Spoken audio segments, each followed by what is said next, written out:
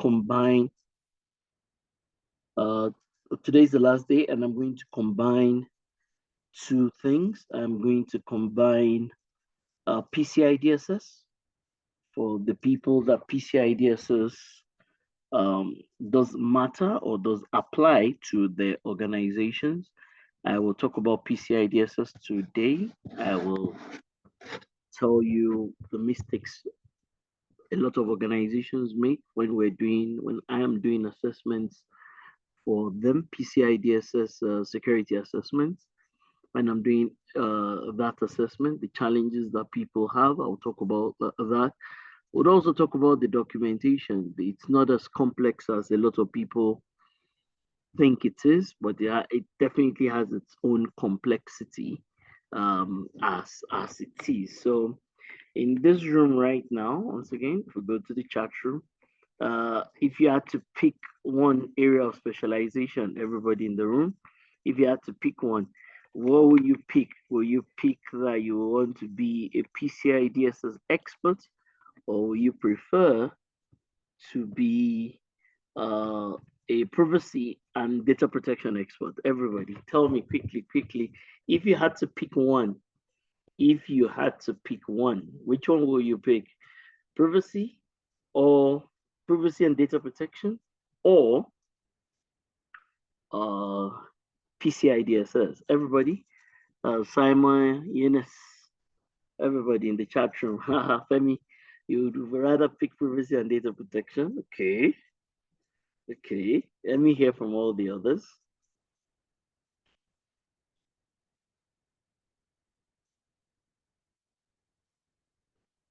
Right. Mohammed also says privacy.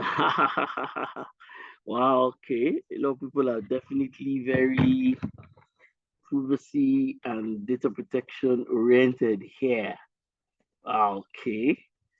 Why? So something like PCI, isn't that like isn't that meant to be like a real big deal?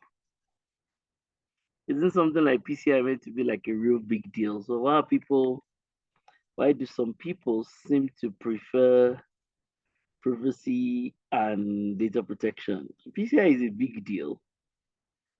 Uh, PCI is a big deal. So there's definitely a lot of value to picking PCI DSS in itself. But of course, everybody has their own choice and opinion as it is. But yeah, PCI is a big deal. It's a big deal everywhere around the world. Like everywhere around this world, PCI is a big deal.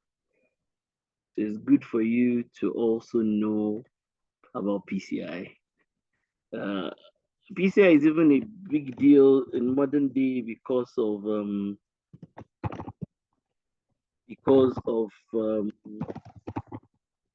of fintechs. You know, everybody now, every fintech now, anybody that is doing digital or electronic payments, PCI is a big deal. PCI is a big deal. So you should worry about. You should definitely worry about PCI. It's a big conversation. It's something you should worry about. What is PCI? Why is it important to me? Why is it important to my own organization? So you should definitely worry about PCI in this modern day. And a lot of organizations, if only they will get their PCI right, you are going to have less, what's that thing called? You're going to have less fraud, less security breaches and things like that. So please, the attendance has been shared in the chat room, and they will also share the link because there's so many things I still want to share. I mean, that one, once again, there's an assessment for everybody to do. So if you want to join the WhatsApp group, I promise you, anybody that drops rubbish on the WhatsApp group that is not cybersecurity or privacy related, we'll just remove the person from the group immediately. It's all about information security, cybersecurity, and privacy. That's it. That's it. That's it. There's nothing else that is critical or important. So please, everybody, please bear that clearly at the back of your mind. That in that group, the pure guideline is that we're not doing anything there that is more than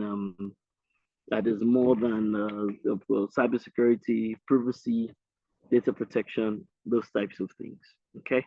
So now I have some people, Prince, Simon, Ibrahim, PCI. So, I mean, I think PCI is very important, right? And so for starters, let us do this. So a lot of people also don't know, they don't know about the PCI documentation, the PCI website. They don't know anything about it. And I think anybody that is really doing information security, you're going to need to know about PCI.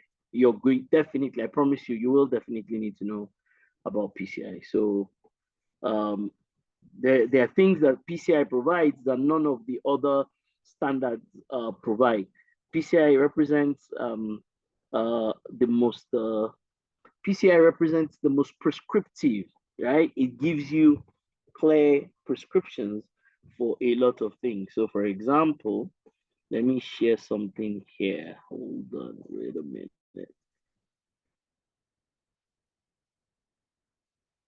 So for example, I have a couple of links that I always share with people. Okay, so the core ones, let me sift the ones that are not okay. Okay, it's difficult for me. Okay, but let me only add this one. So I'm going to put something in the chat room. Everybody, once I put this in the chat room, I need you to just go open a browser and look for each of them. Are we all together? I'm going to put a couple of things in the chat room. I think good, 8 things.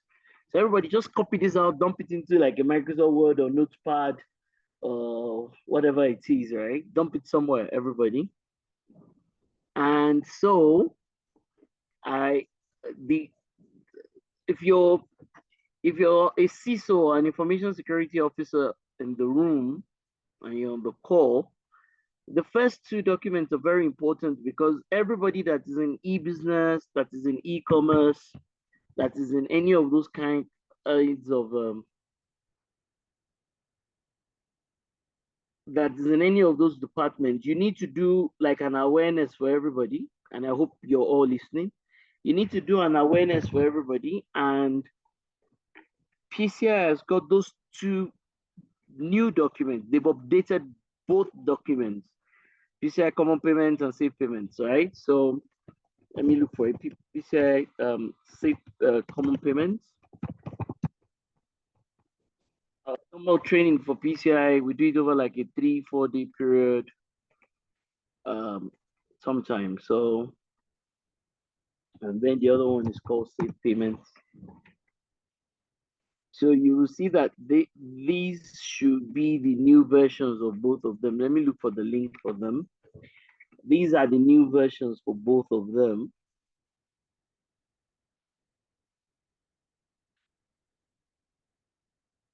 These are the new versions. So you will see. So normally you should take, and so in our actual training class, so I'll put the link for the first one, which is the common payment. I'll put it in the chat room. And I've also put the link for the second one, which is safe payments. I wish I had time in the full training class that we do over a 3-day period.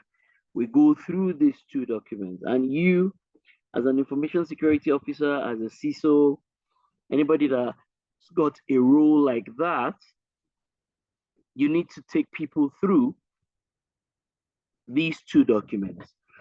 These two documents form what I call the foundation for PCI DSS. PCI DSS is for anybody or any organization that is doing electronic payments, and especially those that are doing card-related payments. So anybody doing electronic payments, you will fall into one category or the other. determined by whether we're going to use something called an SAQ or we're going to use something called the ROC, right? Whether we're going to use a self-assessment questionnaire or we're going to use some kind of report of compliance. So these two documents, they form the foundation. Anybody that is doing PCI, these are the two things. So if you're going to do awareness, so that's it, right? Awareness for all employees in both e-business, e-commerce, or some people call it digital banking,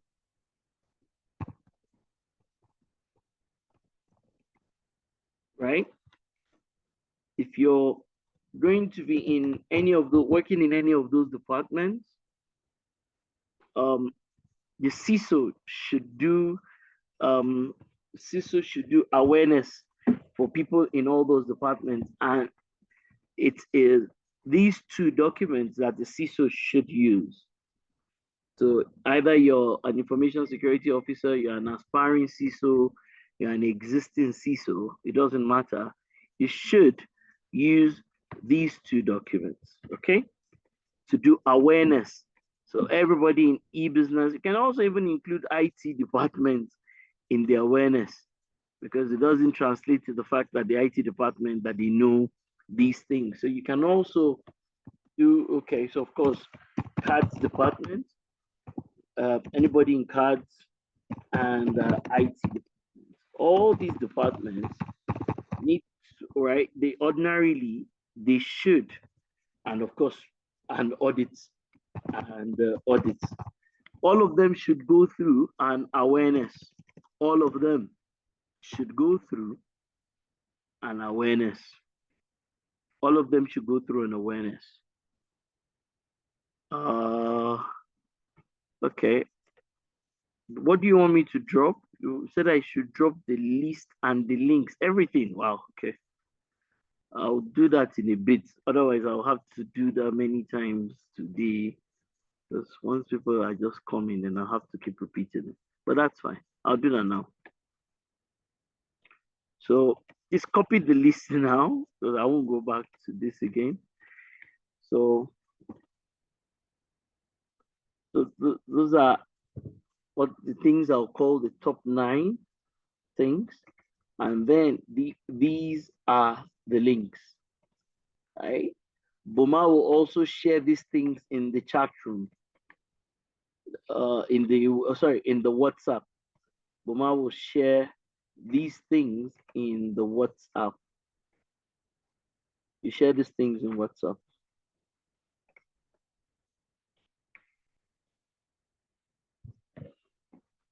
Okay, so the guide to small merchant common payments and also the guide to safe payments.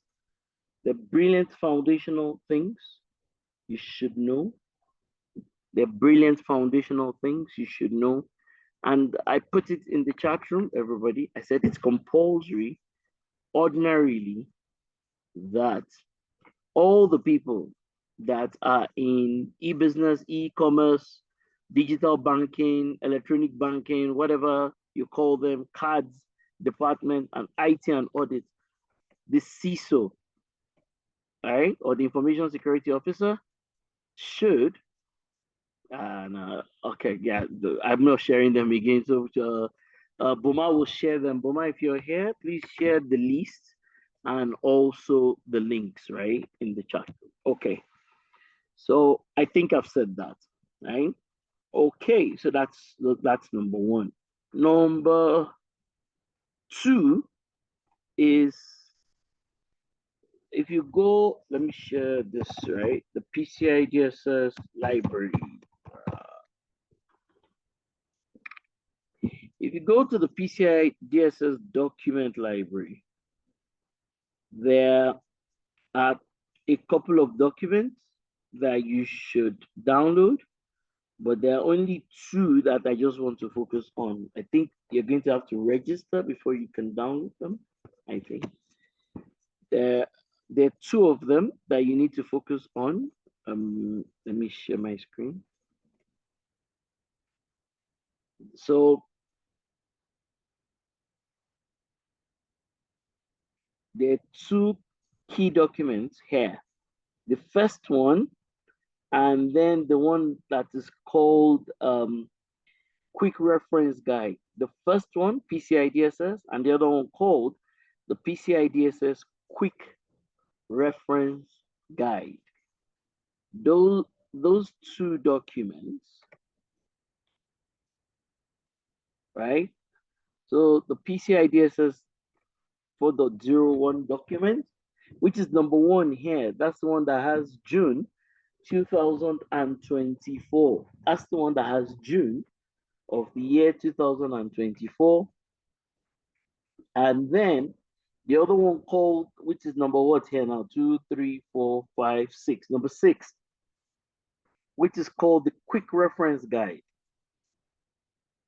The quick reference guide. Now, those two documents are the critical documents as it pertains to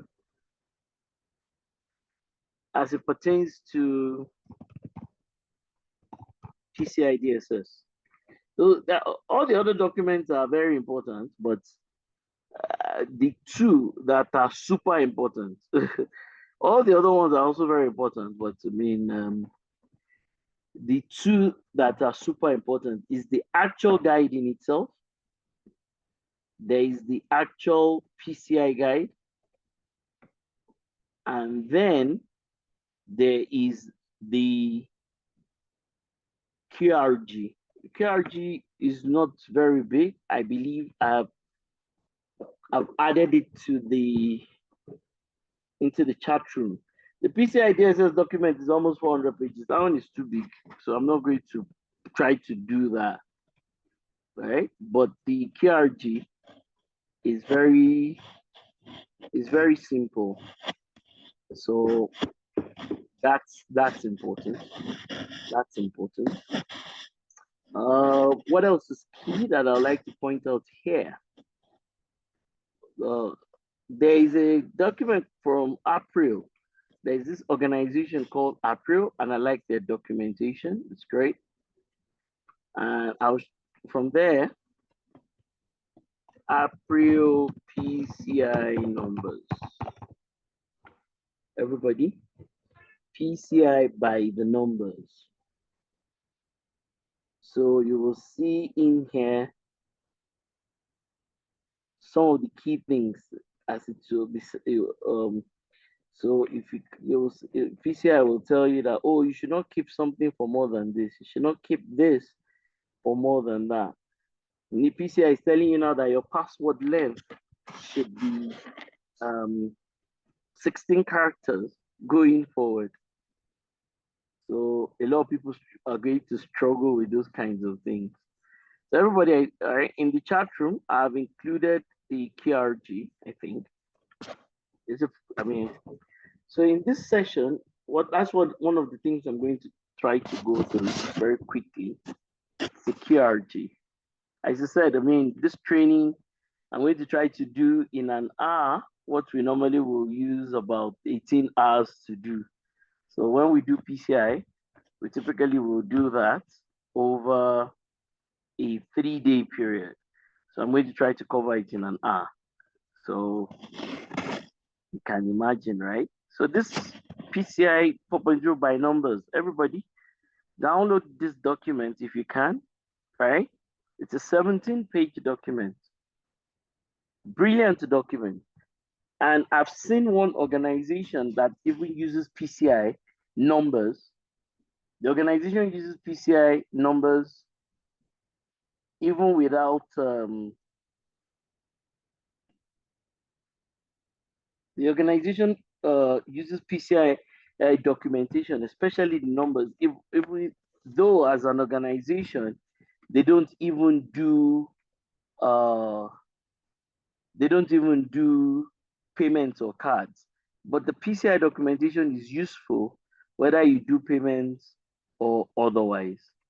Okay, so that a priori document is a useful document for anybody.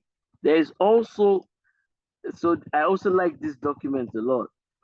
PCI DSS mapping so forth. So those of you that, I mean, and this is just an example. It's not, there's I mean, there are many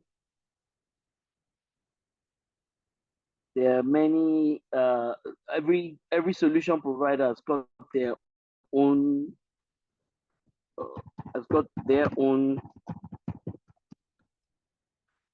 PCI compliance. Yes. Um, every solution provider has got the solutions that they have to help with this. So everybody has got that. So first PCI mapping, where is it now? So first,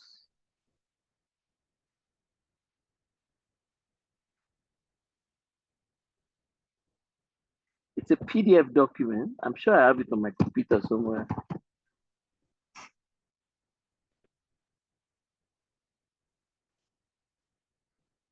I get the chance.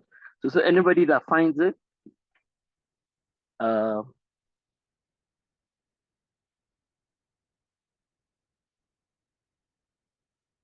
Boma, you can look for this thing for me. PCI to Sophos. Hold on.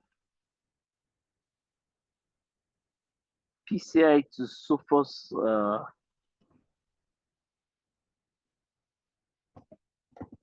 So,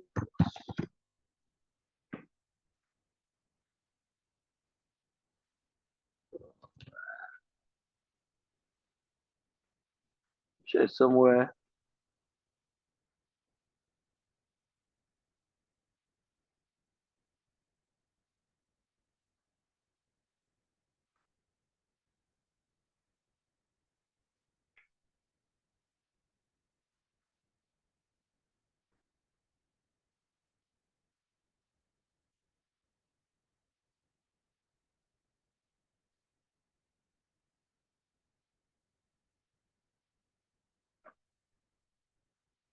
Uh,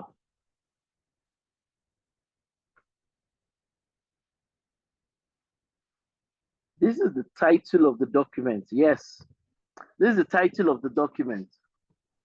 Sophos PCI DSS compliance reference card. Right. Sophos PCI. If I put Sophos, yes, yes, I believe that's it. It shows you exactly. So everybody, this is it, right? This is it. It shows you exactly how different technology platforms come into play with those controls. Everybody, it shows you specifically how um, different technology platforms and solutions come into play when you're doing your PCI work. It shows you different technologies. Everybody, you should look at it. Once again, Fortinet to have its own. Cisco has got its own. Everybody's got theirs. This is just an example. Are we all together? This is just an example from PCI, but it allows you to understand that you need technology platforms to achieve these things. You need technology platforms to achieve these things. I was looking at something recently, that thing that I said on day one. I know I'd written it for somebody at some point in time, right? I know I'd written it for somebody at some point in time, but I wanted to reiterate it to another person. So I had to now look for it recently. So if you look at that thing, that document that I just showed you, everybody, right? And I think I said this on day one or something like that. I think I said something like this on day one. When I said documentation is important, you need to have policies, you need to, uh, but all those documents, one, they need to be executed, and they're going to be executed in modern day via one technology platform or the other. All those policies and procedures, they need to be executed, right? Um, has limitations. So if you think that just by having policies and procedures and processes and plans that will suffice, that's not true.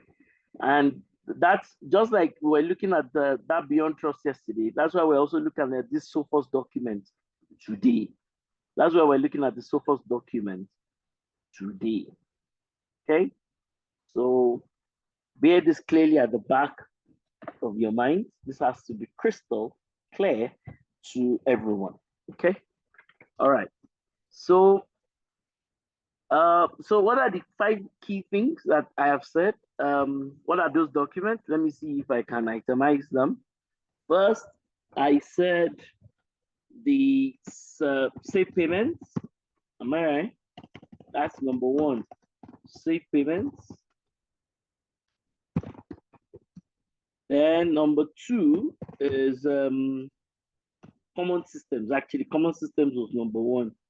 So common systems guide, number 1. And then safe payments. Then I told you to look at the APRIO by numbers. Okay. And then the actual PCI document in itself, which is about 400 pages. But even more importantly for me is the PCI KRG. And I even put that one in the chat room. And I think lastly, so it is Common Systems Guide, Safe Payment 2, APRIO by numbers 3, actual PCI document 4, QRG 5, and lastly, the Sophos to PCI mapping card, right? So 1, 2, 3, 4, 5, 6. I think there are like 6 key documents, 6 of them. So 6 key documents. If you want to do PCI, at least at the beginning, foundation, you need to be familiar with these 6 key documents. What exactly are the documents? What are they saying? What exactly are you trying to achieve with them?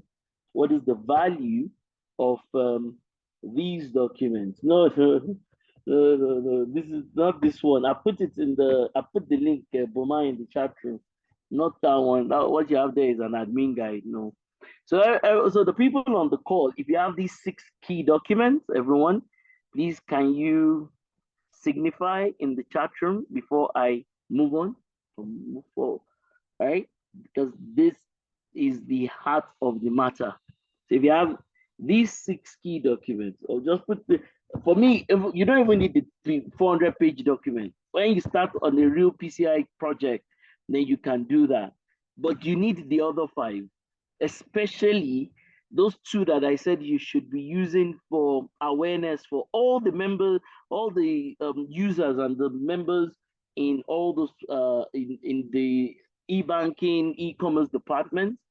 You need the APRIO by numbers. It's very useful because it tells you some of the numbers that PCI has got. But of everything here, I think the last 2 is the most important. So even if you have only the first 2 and the last 2, then that's good. So the top 5 documents, all right?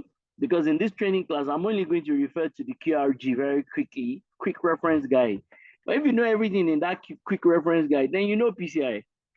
I can tell you, I can beat my chest, I can tell you categorically, if you know everything in that small quick document called the quick reference guide, then you know PCI. Then you know PCI. If you know everything in that document, then indeed you know PCI. So please, can you indicate in the chat room, everybody, which of these 6 key documents, all right, as I said, 5 of them are even more important than the others. 5 of them are even more important than the others. So can you please confirm which of those documents do you have? Which of the documents do you have? Can I hear from everybody very quickly? Okay, just so that I'm certain that everybody is with me and they're following me, please. Can I hear from you? Which of these things do you have? Which of them don't you have? Okay, everybody. I'm in the chat room, everyone. Where are my top active people? Where are all the active people? Where is Femi? Aha.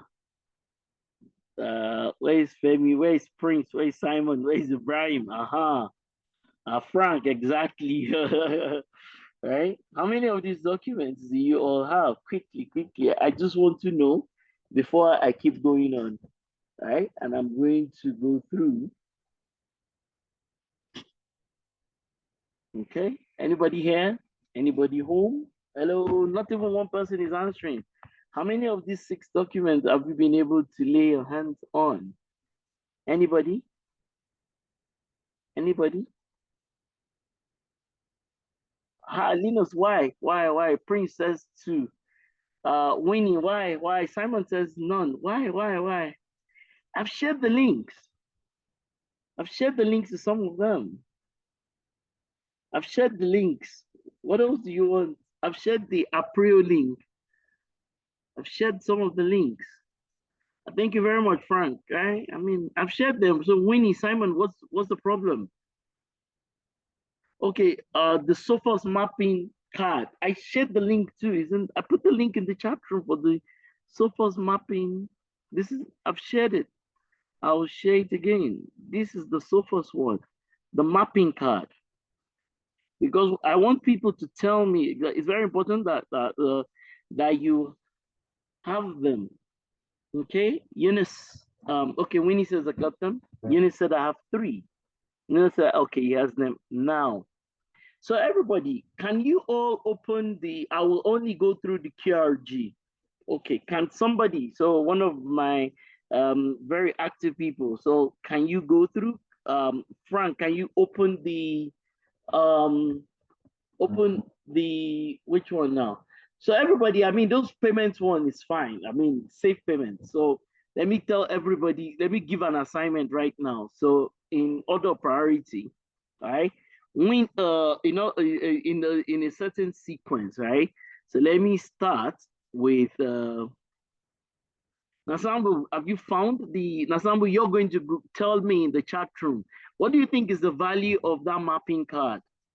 Right? What do you think is the value, Nasambu? Hopefully you would have seen the link now, and you can tell me what do you think is the value of the mapping card, that Sophos mapping card that you didn't have before, right? Tell me, Frank. Tell me in the chat room. Why should the people in payments processing, why should they know about the safe payments, for example? Why should people know about safe payments? Why should they know about that? Open the document and just summarize it in 1 or 2 sentences, just like as I want to hear from Nasambu, right? Linus, tell me the appeal document. So Linus, yourself and Winnie, both of you tell me what is the value of that appeal document, the APRIO document. What is the value? Is that the one that tells you that, oh, you know what, you should keep log files for X number of days? There's no other security document that is as specific as PCI. None. Not all of them will tell you that you should do things, just like 27001. They'll say do this, but they will not tell you, they don't attach numbers to it. And that's the key difference. PCI is very numbers oriented. It will tell you, right? It will tell you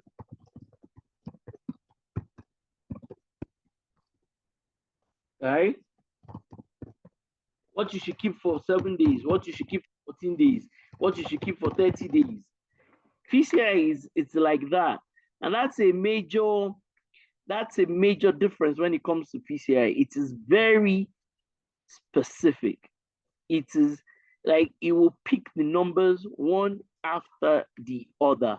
So everybody, if you open that April document, is there anything that catches your fancy there? If you open the April document, is there anything at all that catches your fancy in there? Right? Please work with me on this. Work with me. Thank you, Frank. Thank you, for, Frank, right?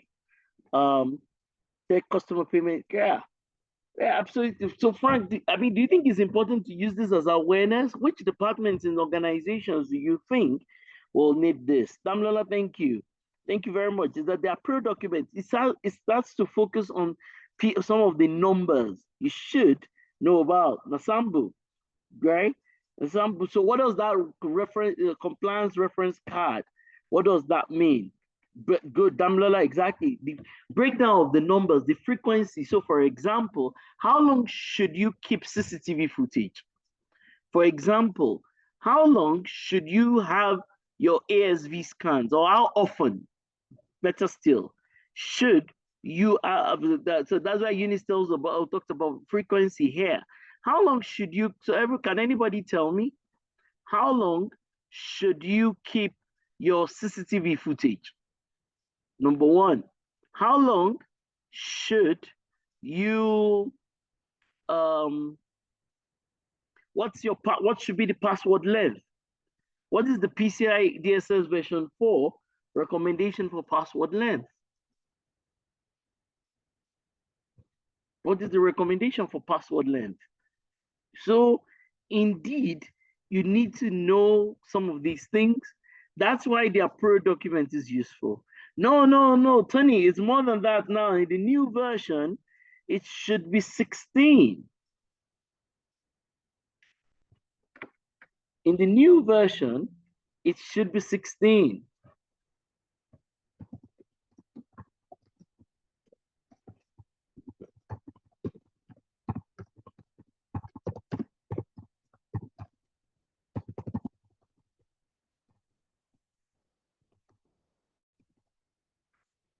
In the new version, okay? So once again, there are many numbers that you might want to take into consideration. There are many numbers that want to take into consideration. How often should you review how often should you review your firewall rules or your network security controls? How often should they be reviewed? Anybody? How often should your network security controls, how often should they be reviewed? Right. If somebody comes, right, how often? 3 months, 6 months, 9 months? Anybody in the chat room? How often should your network security controls be reviewed? Is it 3 months? Is it 9 months? If somebody has left your organization, what is the recommended maximum period of time by which their access should have been revoked? Okay. Does anybody know any of these things?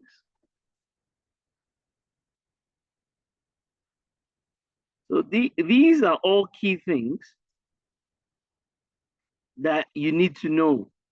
The recommendation now is 16 characters. Can you imagine? That's a lot. That's a lot. Anyways, so that's the immediate, right? So immediately, right? So there are many things in there.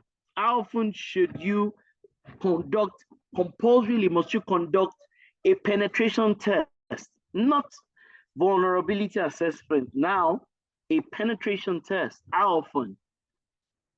What is the recommendation from PCI by which you must do PT? Thank you very much. yearly. How often should your policies be reviewed? How often should your policies be reviewed? Dormant accounts must be removed after how many days or weeks? Inactive accounts should be removed, right? No, it's 12, the policies is 12 months according to PCI, yearly, according to PCI. Okay, right, dormant accounts, how long? Inactive account, 30 days. So those things, it's only PCI that has got these things. Only PCI. Only PCI has got some of these things. You won't find it in any ISO standard. You won't find it in any of the NIST documents. Only PCI tells you these numbers. Only PCI. And the APRIO document captures some of these things, and I hope you have the document. I hope there's nobody in this room right now that is saying, what is APRIO document? I hope nobody is saying that at this junction. So once again, these are some of the key things you need to know with regards to PCI, right? PCI, you cannot really do information security if you don't know PCI, especially because if you're looking for how to configure your Active Directory and you don't know what it is that you need to put, how long is log files? Anybody? Log files. Oh, sorry, my computer. How long when it comes to log files? So that's why I said, you know, it's a big deal talking about this whole PCI thing. How long must you keep log files before you can overwrite them? Okay. One other thing that is very important, and this is available online, everybody, is the PCI glossary. So sometimes you don't understand some words, you don't understand some acronyms. So everybody, can we all look for the PCI glossary? It should take if you put it online, it should take you there straight. It should take you there. And start to type words that catch your fancy into it. Who is a merchant? Who is an acquirer? Everybody, open the glossary and start to type some of these things that catch your fancy in there. What is a PAN? P-A-N. Type it in there. Who is an issuer? Who is an acquirer?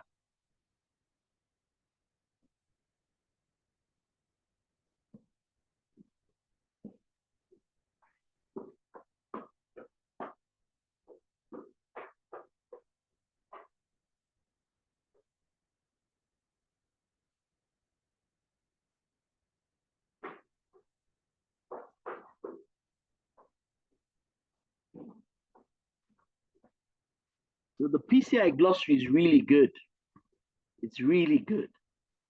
Now, most fintechs, what are they? Most traditional banks, what are they? Based on my screen right now. Anybody? The retail stores, the ShopRites, and those kinds of organizations, what are they? Amazon, the shopping website, or the retail giant, what are they? Can an entity be more than one thing? Can a bank, anybody? Can a bank be both an issuer and also an acquirer? Anybody? Can a bank, can they be both an issuer and an acquirer? Okay. Absolutely. All right. So these are underlying things if you're going to be doing PCI DSS. And I think a lot of people need more exposure to PCI DSS. I think a lot of cybersecurity and information security people, as I said, the number one thing when it comes to PCI are those numbers. It is the most prescriptive documentation with regards to cybersecurity. PCI is the one that will tell you that, oh, you know what, people must change their passwords. after X period of time. None of the other documents will specify and be very specific around how many days. So ideally, how often should people change their passwords? Ideally, how often? 30 days, 60 days, 90 days? How often? How often should, right? According to PCI. Now, I'm not asking for your common sense, because sometimes people use their own native sense, or what they do, maybe what can be considered general practice in their own organization. But in this instance, I'm not talking about your native sense. I'm talking about what is the PCI recommendation. You know, it's one thing for you to say that this is what I feel, or this is what I think. It's another thing for you to be certain what exactly does PCI say. Right? Who are those that in the organization? This is one of the problems when we're doing an assessment. You know, I told you, this is one of the problems. The inability to be able to clarify these things. So a lot of people don't have documentation. Well, how many people, how many organizations, banks, do you think have updated documentation, right? With diagrams, everybody, with diagrams that clearly describes authorization, clearing, and settlement. Like with diagrams, clear, updated. I'm not saying they've never had it before. Most people have had it at some point in time. The challenge is that some of those things have changed and they are not updated. That's the challenge. Some of the things have changed and they were never updated. So these are key things. An organization that does not have these things and they don't have it in clearly illustrated in clear diagrams, then it becomes a problem. Okay? We don't have a lot of time. So as I said, if you know everything inside of this small document, right? It's a small document. It's a tiny document. It's less than what? Less than 40 pages. If you know everything inside of it, then you know PCI. You might not have the actual experience, but in terms of knowledge, primarily what you need is in here. In between this one, the April document, and understanding that source mapping document. Because that's the other thing, right? These things have got to be mapped to a firewall, mapped to a WAF, mapped to a FIM, mapped to a SIM, mapped to your VLAN, to a switch. There's a mapping of these controls to those things. So, but if you know everything in this document, trust me, you know PCI. Trust me, you know PCI. It might not be some kind of global expert, but at least you know what you need to know, right? So if I come here, and I'm worried about my time, but I'll do that, right? It's fine, okay? So look at where I've highlighted in yellow. Look at where I've highlighted in yellow. That you can have vulnerabilities. How many organizations do you really think that they train, do some kind of awareness for the organizations or the people that they give POSs to? That must be a joke, right? Because that hardly ever happens. That hardly ever happens. That you train the retailers and all those organizations that we hand over POS machines to. But look at it, the PCI documentation says that there is what? There are vulnerabilities, right? Everywhere, point of sale, cloud system. Remember I told you yesterday, look at that thing I've put here. The threat tries to take advantage of the vulnerability that is within the asset. If no asset, nothing to worry about. He that is down needs fear no fall. He that has no asset has nothing to be afraid of. He that has an asset and the asset has zero vulnerabilities, it doesn't matter what the size of the threat is, it's of no value. If you have an asset, you have a lot of vulnerabilities, but you have no threat, like zero threats, then it doesn't matter. Those vulnerabilities are meaningless. For you to start to think about risk and its treatment, which I have called controls here, there of necessity must be an asset it must be vulnerable, there must be a threat that is available to take advantage of the vulnerability that is within the asset. There will be some kind of impact if that thing happens. On the basis of that, you can say, I'm worried about this particular asset. And then you start to think about the controls to put in place. And that's the thing that makes PCI very difficult, right? Because you have to think about each of these things in yellow and say, how do I harden the system? How do I ensure that this point of sale, cloud system, mobile device, end user system, servers, each of these things, each of these assets, that whatever vulnerability inside of them has been blocked, has been patched. How do I harden each of these things in such a way that these assets are no longer vulnerable? Because you might not be able to control the threat. The threat might be external to you, and you might not be able to control that threat. So you don't have a lot of power over threats, but you have a lot of powers over the asset, over its vulnerabilities.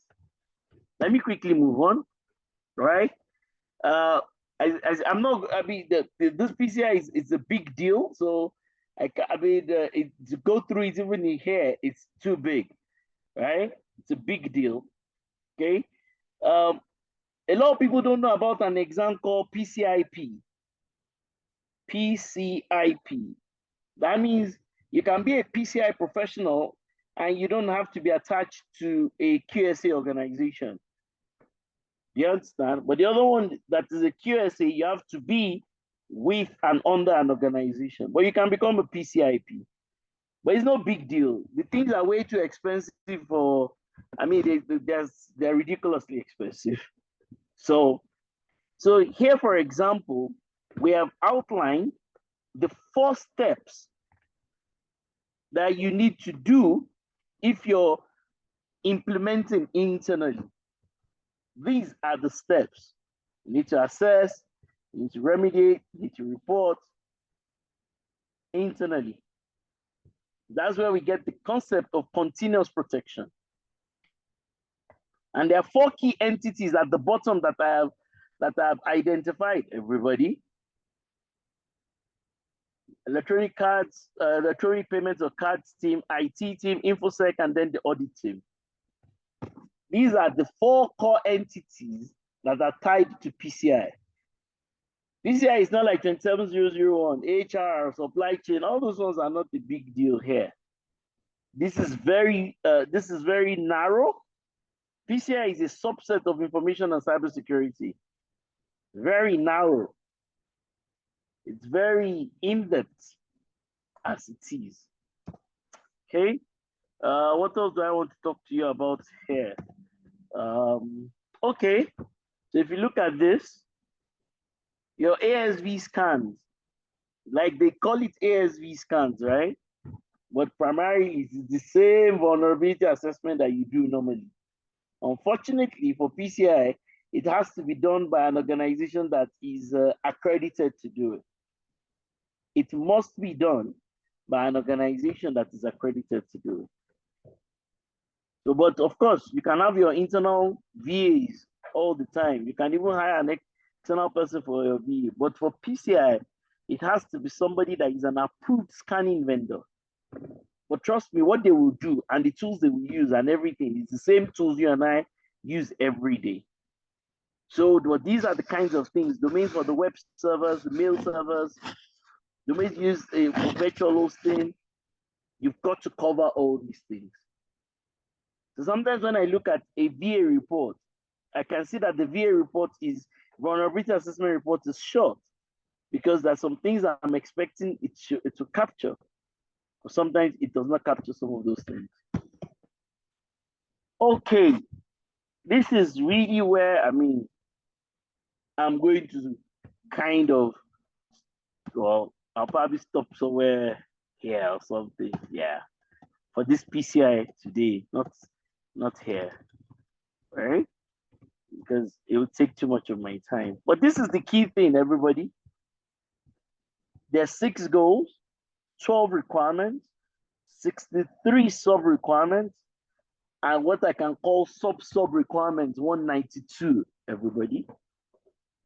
This is PCI. PCI on a page. This is PCI on a page.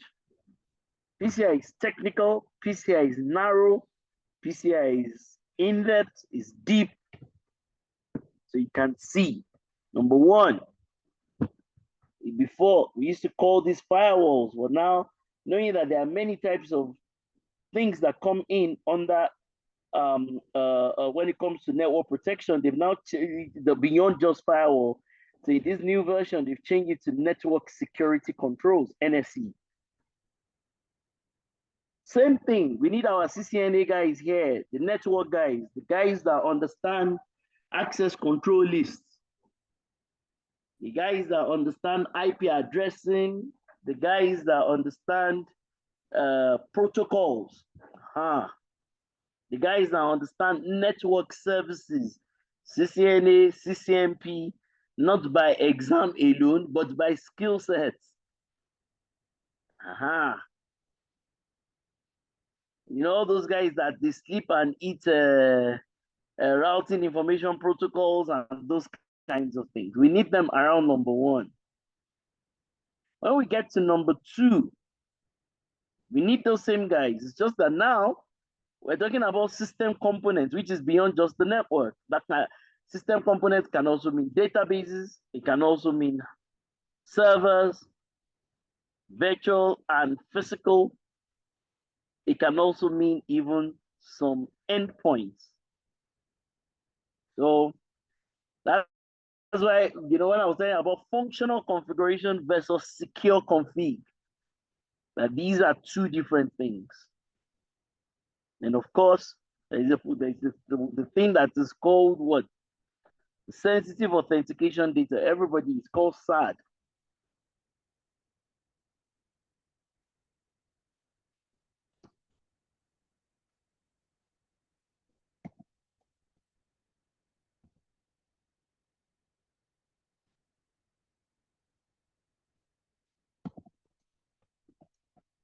Not account, sorry, I said sensitive. It's not account data. All right? It's not account data. So, okay, there's a slide I wanted to show you. Yeah, sorry. Sorry, it's my mistake. Sensitive, sorry. We don't call this SAD. I've taken it out in one other documentation of mine. But yeah, sorry. Okay. It talks about how whatever type of data that we're storing, right? It's the sensitive authentication data, which is part of your or card data, which is under your this. So everybody, if you're doing PCI, please note this page, everybody. Note this thing. The cardholder, the cardholder data. Sometimes we then also talk about the CDE, right? The cardholder data environment to my left versus the SAD, the sensitive authentication data. Both of them make up the stored account data. That's what I wanted to say. All right. And everybody that has a debit card, a credit card, you will see these things on it. The front and at the back of your data. So these are the things we worry about. Now, where is this? Are these things kept on your network? Where exactly are they on the network? How can we scan for these things on endpoint systems, on servers, on databases? You're not meant to store the SAD information, the sensitive authentication data. You're not meant to store them. So if peradventure you're storing them, what do we have that crawls on the network and tells us that this particular system has some of this sensitive authentication data after authorization? Okay, if I come back here, so but the controls to protect stored account data, they're the same control that you need, even if it's just customer information or staff information, same.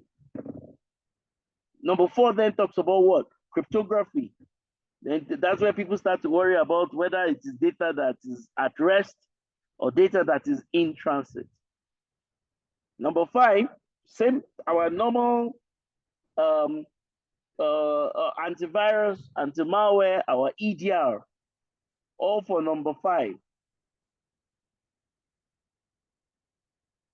Number 6 is for application developers, everybody. And I think I've spoken about that a lot. But number 6, that requirement 6, if you cannot get it right, if you're not somebody that is familiar with this, everybody look at my screen. This is some EC Council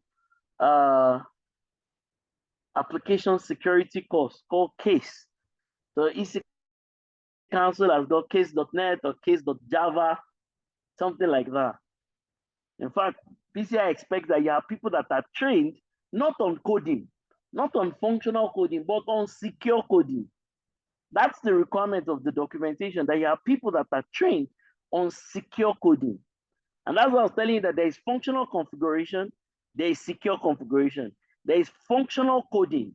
The thing is working, but is it secure? And here, it's one of the requirements. This is around 6.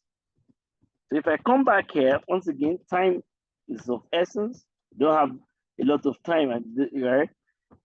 So you can see to the right here, requirement number 1, services, protocols, functions, ports, IP addresses, user accounts. See there. So big deal. And of course, number 2, requirement number 2, that when I was talking about CIS benchmarks, you harden a system. You take out everything that is not needed, especially the ones within the cardholder data environment. So look at where I've marked in green, everybody. Change it. How do you do this in a big enterprise? And that's why, everything here is a good practice. Change default passwords, remove unnecessary software and functions and accounts, disable unnecessary services so that the attack surface is significantly reduced. Okay. All right. So number 3 here, how do you protect the stored account data? Everything that is there is applicable to every kind of data. Just that here we're only focused specifically on cardholder data.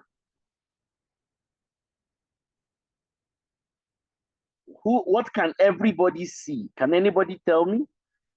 In a system, which characters, out of the 16 characters, which ones should compulsorily be masked? Which ones should compulsorily be masked?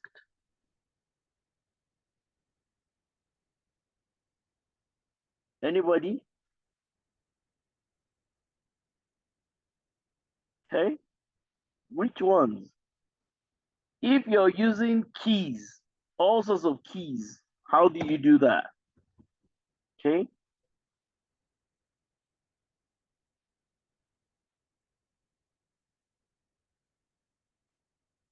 All right.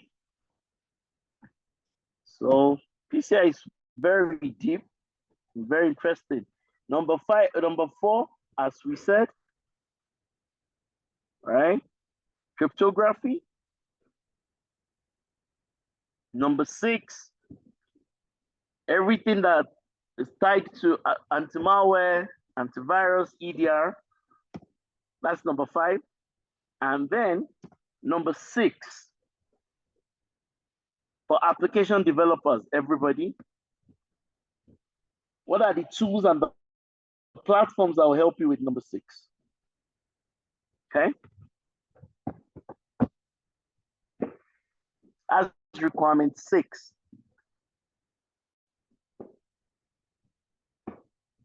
And your WAF,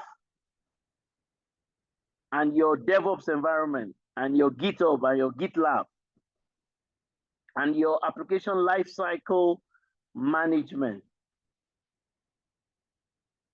All those things are tied to number 6. And of course, when you come to number 7, okay, all those things that have got to do with access. Everything that has got to do with access. is number 7. Right? Remember that I said that this is applicable to the entire organization, but of course, when we're doing it inside of PCI, we're only interested in the cardholder data environment. We're only interested in the cardholder data environment. But 7 is primarily about access. ADIAM, whatever that thing is. All right. Further to that, right, in 8 is now identification and authentication. So this is where all that concept of MFA, this is where it comes in under 8. This is where all the MFA conversation and the types of MFA to what system. How do we even track that? So authentication is a big deal, and that's what this 8 is about. 9 is everything physical, pretty much aligned to when we're doing 27001. 9 is everything that is physical, aligned to 27001. Everything physical, aligned to 27001.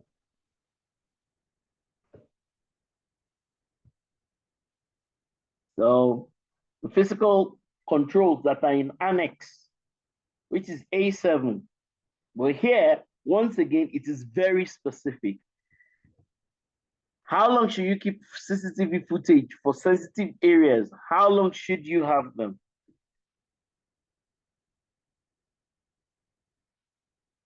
That's why those initial documents that I told you about safe payments, guide to safe payments, is very important. Even I'm doing awareness for the people that you give any kind of interaction device, any POI type device. You know, people just drop their POSs any and everywhere. Okay, so 10 is primarily your SIM. So you can see that, put it in there. And SIM is not the, I mean, of course, the idea is that you can connect the log files from a lot of systems to the SIM. But that's very difficult for a lot of people. So, because I mean, it's the logs, and you have logs in multiple systems. You have logs in multiple systems. You have logs in various systems. So, where are the logs of all the systems that are within the cardholder data environment? Where are all the logs? How are you monitoring the logs? Because usually you wouldn't have, how many people do you think that have connected all the logs for all the applications to their SIM? How? They will probably prioritize some, leave some out. Because that's a difficult piece of work to do. You know, SIM is like antivirus. You know, when you go to one organization, the person will say, "Oh, I think Sophos is bad. I would prefer McAfee." You go to the next organization, the person says, "Oh, McAfee is bad. I prefer Symantec." You go to another organization, the person says, "Oh, Symantec is bad. I prefer something else." So obviously, it's not the software that is bad; it's the skills and the capabilities to be able to configure it. It's the same thing with SIM. Somebody will say, "Oh, Alien Vault is bad. I want to use ArcSight." You go to another organization, they say, "Oh, ArcSight is rubbish. I prefer to use QRadar." You go to another organization, say, "Oh, QRadar is poor. I prefer to use Splunk." You go to an organization, they say, "Oh, we're taking out Splunk. We're using Azure Sentinel." So it's not really the software, I believe. It's the skills and the capabilities to configure it. So for example, if your organization is using Splunk, for example, how many experienced Splunk engineers do you think that there are in your country? Like top tier experienced Splunk engineers. They're not a lot. They're not a lot. There are very few people with those kinds of skill sets. You would have met 100 professionals. None of them will be like a core expert when it comes to something like a Splunk as a SIM. The configuration of the thing, you go somewhere else, they say, "Oh, it is ELK that we use." As in, these are very detailed areas of work, and you need certain kinds of expertise for them. Okay? A lot of the all that VA is here. Vulnerability assessment. If you are going to do an exam, everybody, the thing to my right, you should take it into consideration. The table to my right. It is 3.9. Once the thing has hit 4, 4 itself is failure. People don't understand that. So if you are using one of those tools, whichever tool it is that you're using, right, and you generate a report, 4 in itself, it has failed. 4 as a figure, not to now talk about 4.5 or 5 or 6 or 7, it has failed.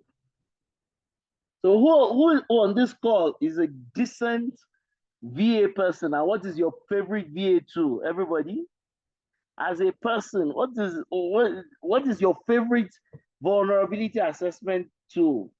Qualys for some people. What else? Any other person? Tell me, what is your favorite top 5? Your favorite vulnerability assessment tool as a person. Which one do you like? Manage Engine has one. I mean, everybody has got one. I think Nessus should win though, isn't it? Which is the most common? Shouldn't it be Nessus? I think so, yeah. All right. I think it should be Nessus. Nessus.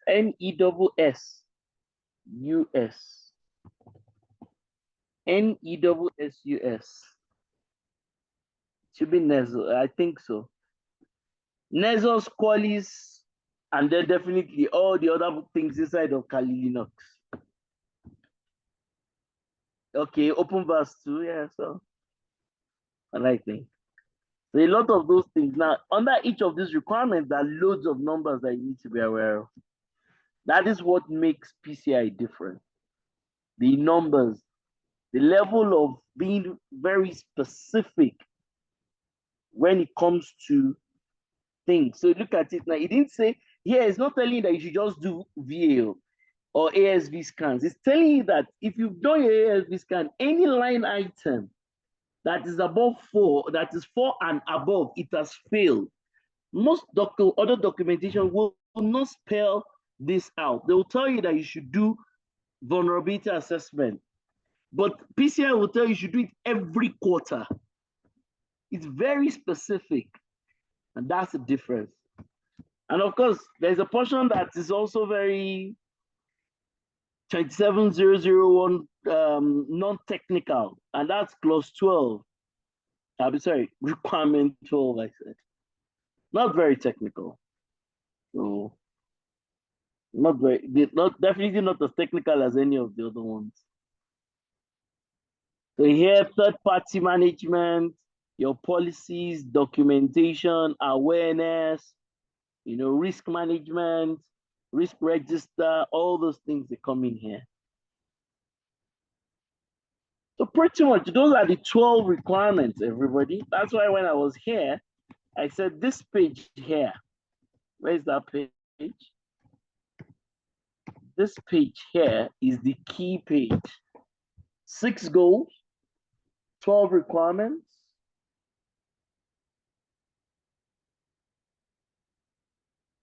63 sub-requirements, and then, there's still another layer beneath this.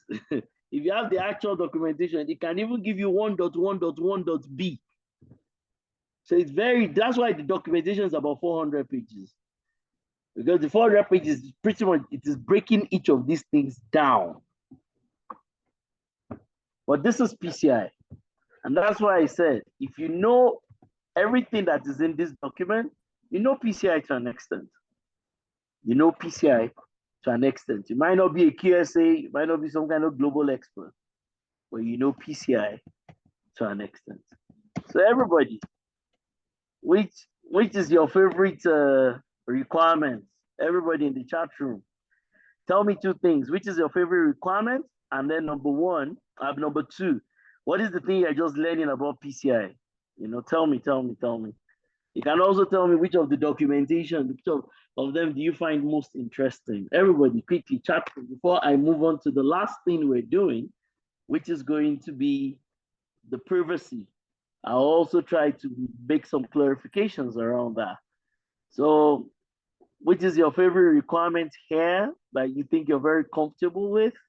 Number two, which of the documentation do you find interesting? I also said everybody should give me some kind of feedback. What is it that it has come to your mind now around PCI that you didn't know or think about before?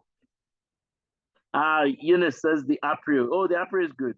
It doesn't even contain all, but at least it's decent. It's decent. Any other person, which is your favorite documentation? What is it that has come to light for you concerning PCI? And which of these requirements do you really like? Which of these requirements do you really like? Tell me. As I said, this is a training that takes us about 18 hours to do over a 3-day period. Sometimes we even take it to the 4th day, depending on the number of people and a couple of those kinds of things. So what is your big learning point from here, everybody? Quickly, tell me, what is that thing for you? PCI. Who are those that really, I mean, you can't really do information security if you don't know those PCI numbers, because you must apply them. Yes, thank you very much, Tony. Thank you. Can I hear from others very quickly? I want to move away from here and I want to go to privacy.